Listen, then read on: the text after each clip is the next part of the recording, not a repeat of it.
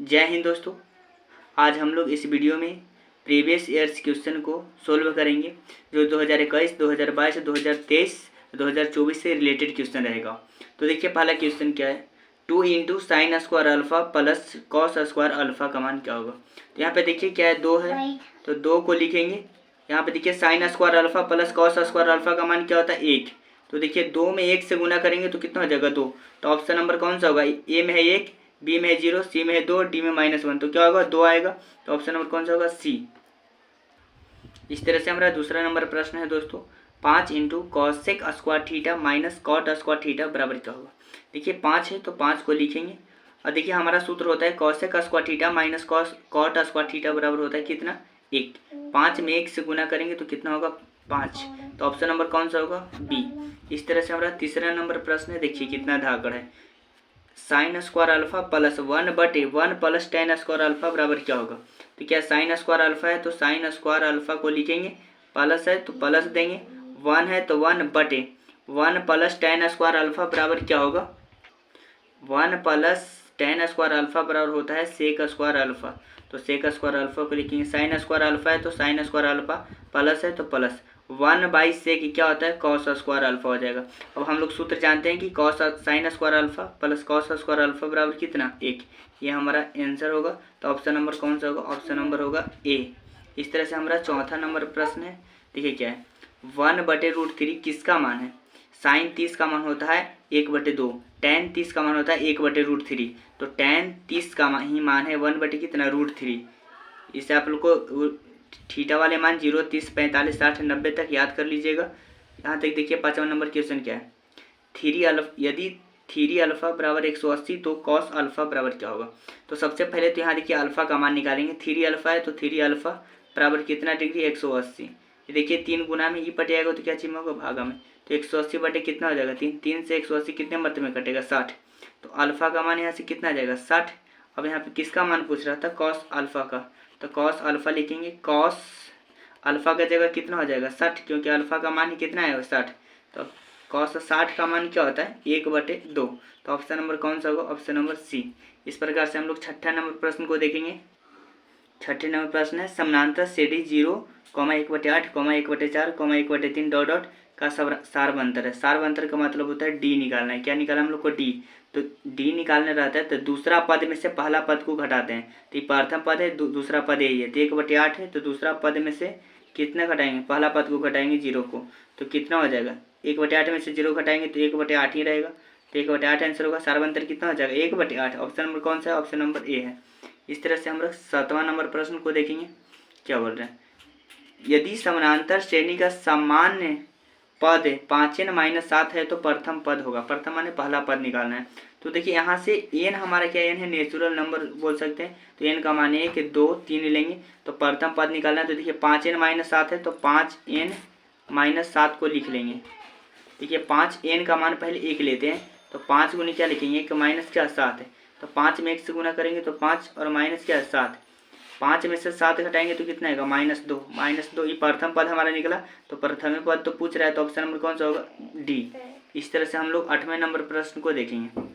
8वां number प्रश्न क्या बोल रहा है, बिंदु ए का निर्देशांक 0, -8 दे और बी का दिया हुआ बिंदु -12, को मिलाने वाली रेखाखंड के मध्य बिंदु का निर्देशांक निकालना है। देखिए क्या बोल रहा है, मध्य बिंदु, मध्य का मतलब बीच वाला। तो x1 + x2 होता है, x बराबर होता है फॉर्मूला x1 + x2/2, y बराबर होता है y1 + y2/2। तो देखिए क्या फॉर्मूला होता है, आगे वाला x1 रहेगा, ये y1 रहेगा, ये x2 रहेगा, y2 होगा हमारा। x1 का मान क्या आएगा, 0, तो 0। अब प्लस x1 का मान क्या रहेगा, 0, और x2 का मान कितना, -12, तो -12 और बटे क्या रखेंगे, 2। इस तरह से y1 का मान लेंगे कितना, y1 कितना हो जाएगा, पीछे वाला होता है y1 -8, y2 कितना है, 0, और बटे कितना, 2। इस तरह से देखिए तो हम लोग 0 में 12 घटेगा तो -12 होगा, और बटे कितना हो जाएगा, 2। -8 में 0 जोड़ेंगे तो -8 होगा, बटे कितना होगा, 2। 2 से काटिए 4 मतलब 2 से 6 मतलब में कटेगा तो -6 - 4, -6, -4 कौन, ऑप्शन नंबर बी होगा।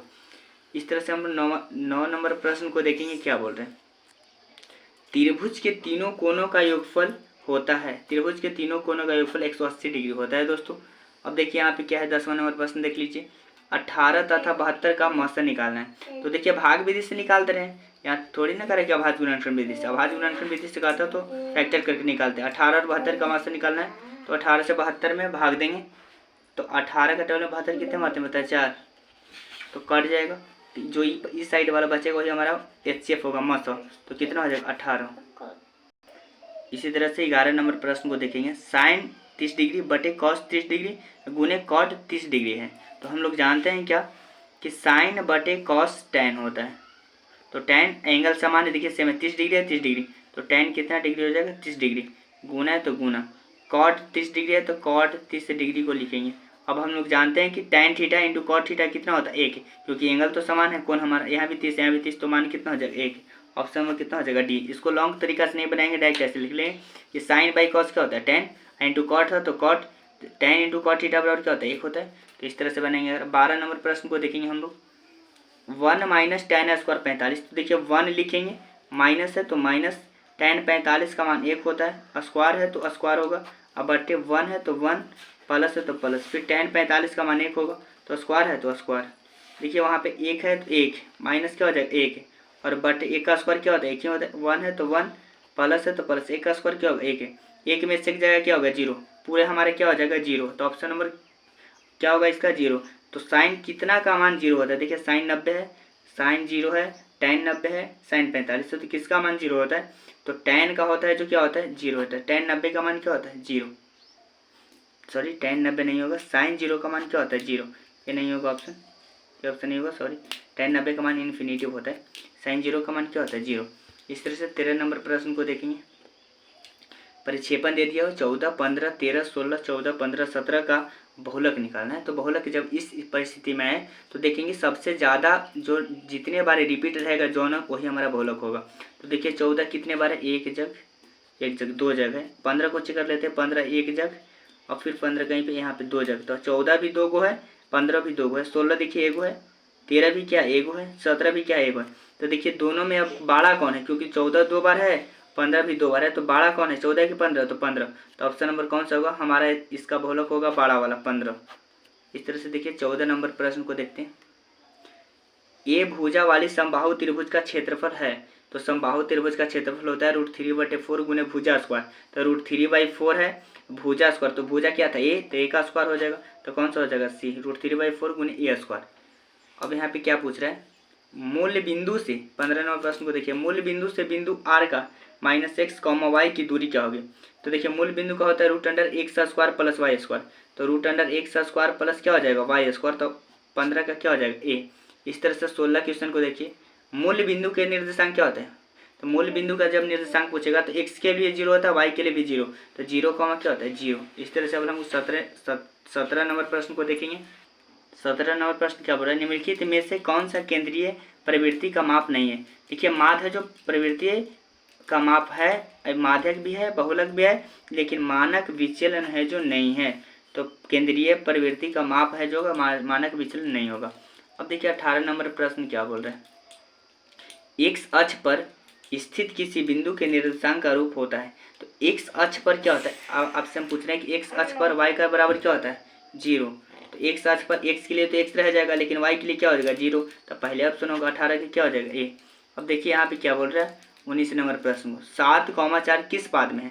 देखिए तो दोनों प्लस में है, तो दोनों प्लस होता है जो प्रथम पाद का होता है।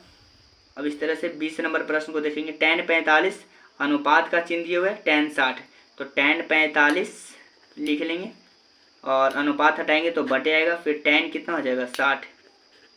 अब देखेंगे यहाँ पे tan 45 का मान क्या होता है 1, tan 60 का मान क्या होता है √3, तो इसको बोल सकते हैं कि 1/√3। ऑप्शन नंबर कौन सा होगा, ऑप्शन नंबर सी हो जाएगा। अगर आप लोग को वीडियो पसंद आएगा तो चैनल को सब्सक्राइब कर दीजिएगा और वीडियो को लाइक कर दीजिएगा, और वीडियो को जितना हो सके उतना शेयर करिएगा। लेकिन आपको अगर जानकारी प्राप्त हो गया इस वीडियो के माध्यम से, तो अगले का शेयर करके उसको भी जानकारी दे दीजिए।